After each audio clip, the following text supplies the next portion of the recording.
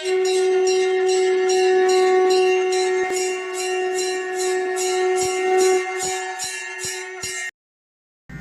ஸ்ரீ குருப்பியோ நமஹ. ஓம் கம் கணபதையே நமஹ. நம்ம ஸ்ரீநிகேதன் வலைதளம் வாயிலாக முருகப்பெருமானுடைய சஹஸ்ரநாமத்திலிருந்து தினம் ஒரு நாமாவளியை சிந்திச்சுட்டுருக்கோம்.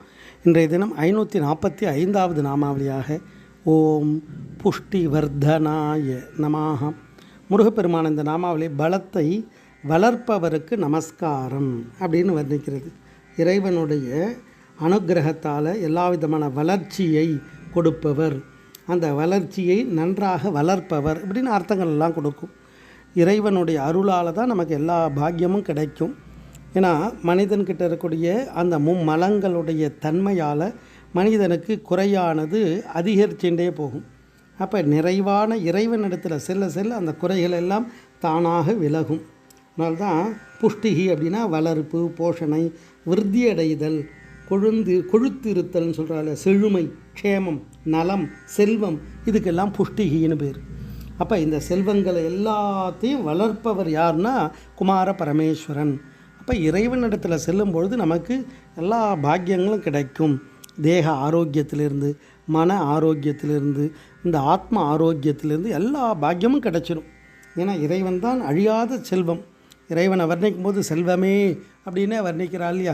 அப்போ ஏற்பட்ட அந்த செல்வமாக எல்லா விதமான க்ஷேமமாக இருக்கக்கூடியவன் பரம்பொருள்.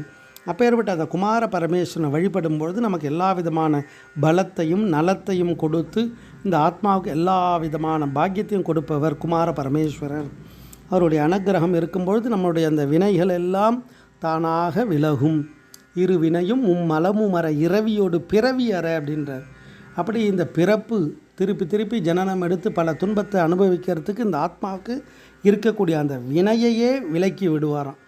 அப்பேற்பட்ட அந்த பரம்பொருள் நமக்கு இந்த பூமியில் எல்லா க்ஷேமத்தையும் கொடுப்பவராக, அந்த க்ஷேமத்தை வளர்ப்பவராக.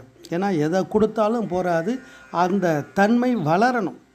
அப்போ வளர்ச்சி அடையணும், விருத்தி அடையணும்னு சொல்லுவாளே, அதுதான் அந்த அர்த்தத்தை கொடுக்கக்கூடியதான் இந்த நாமாவளி. அப்படி பலத்தை வளர்ப்பவராக, க்ஷேமத்தை வளர்ப்பவராக, செழுமையை வளர்ப்பவராக, எல்லா விதத்திலையும் விருத்தியடைய செய்பவராக முருகப்பெருமான் இந்த நாமாவளி அழகாக வர்ணிக்கிறது.